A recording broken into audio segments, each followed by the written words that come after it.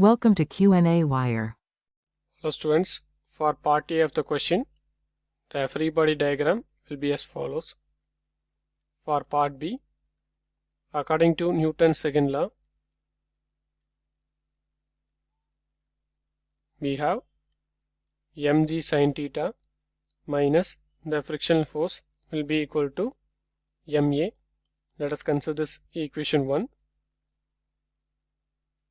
and frictional force into reaction force and frictional force into radius will be equal to torque, which is equal to I alpha.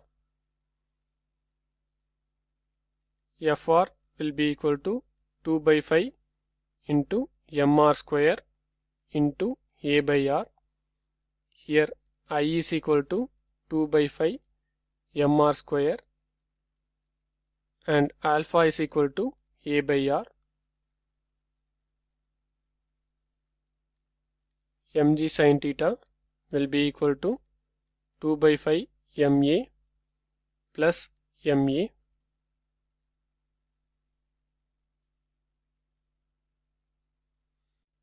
Solving for f, we get f is equal to 2 by 5 ma.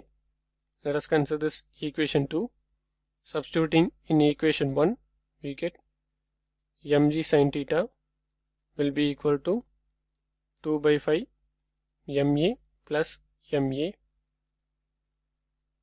and a will be equal to 5 by 7 into g sin theta, which is equal to 5 by 7 into 9.81 into sin 20 degree.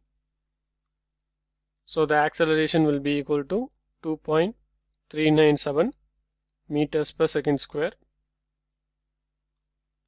For part C, the static friction force F is equal to 2 by 5 ma, which is equal to 2 by 5 into 2 into 2.397.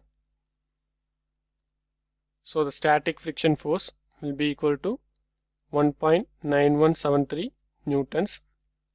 I hope you found this video useful. Thank you for watching this video.